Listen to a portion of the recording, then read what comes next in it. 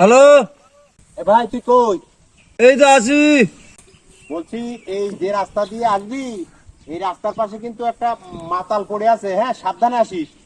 ওকে। আচ্ছা, মাতাল থেকে সাবধান। ওকে।